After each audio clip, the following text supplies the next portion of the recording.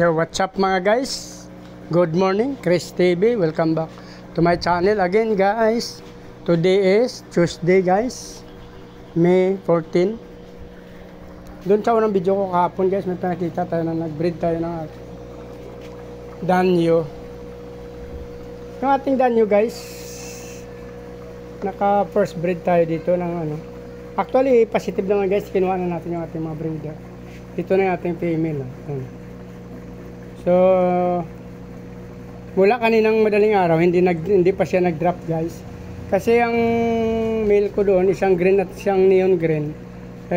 Sila ang naghabulan. So, nag-decide ako na kinuha yung isang green na male at pinalitan ng neon green din. So, kaya sa tingin ko hindi siya mag-drop dahil dalawang male ang naghabulan. Yung female nasa tabi lang.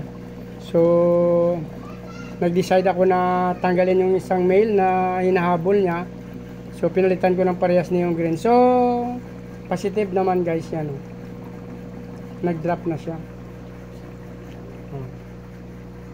Malaking tiyan ito kahapon.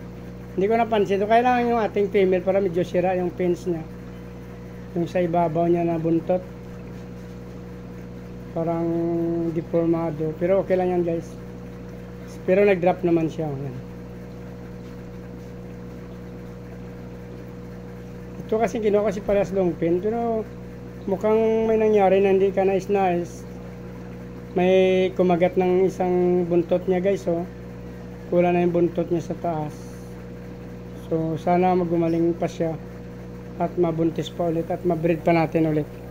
Sana maging maayos pa to guys at bumalik pa yung buntot niya. So dito na lang muna natin ilagay sa ating mga female. So tandaan na lang natin yan, grainan guys dyan. I-act limit natin dyan muna ng 20 to 30 minutes. Same din to sa atin dito. Ito hindi ko muna to ibabalik since may kaparehas siyang kulay dito sa ating magbe-breed pa kasi tayo dun ulit sa ating breeder tub na yon at breeding cage. Gagamitin pa natin yon yan.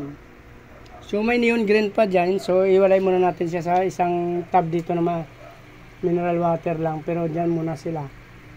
At maya maya pakainin din natin. Kasi hindi pa kumain niya mula kagabing isa. Yung mga male natin guys, yan. Ganda makulay yun guys kasi neon green. So ibabalik din natin yan dito sa may air pump dyan. Pagka nakakuha na tayo ulit dyan ng neon green ulit kasi gamitin natin kasi mas demanding yung mga neon green. Dito kasi namatay na yung dilaw, so bala ko kuhanin yung nandoon sa kabila para madagdagan tong mga balon muli natin. Kinuha ko kasi dyan ang air pump dyan, nilagay ko dito sa aking feeder ko yan. So nag-antay pa tayo, hindi tayo nagbinta ngayon, baka sa Webes pa guys. Maghanap ako ng pangbinta natin kung saan tayo makaharvest dito sa aking mga grow out.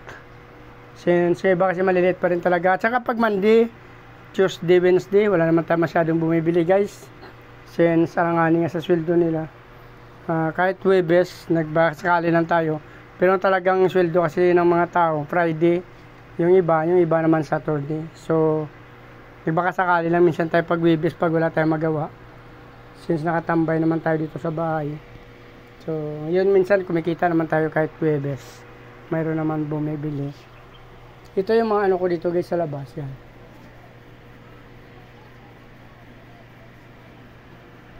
So ayun guys, umakyat tayo dito sa ating iskinita. Tinignan natin plants. Ayun guys, oh. Malago na sila.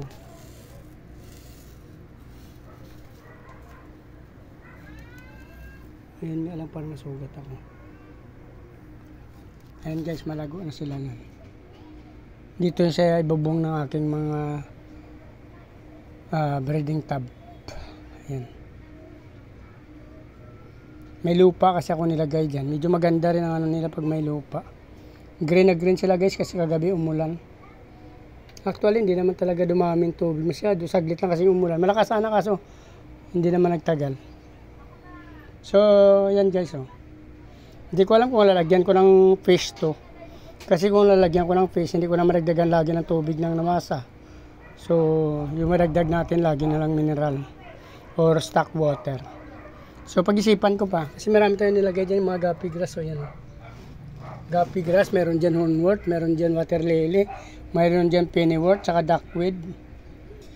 Yan guys, no? Ganda oh.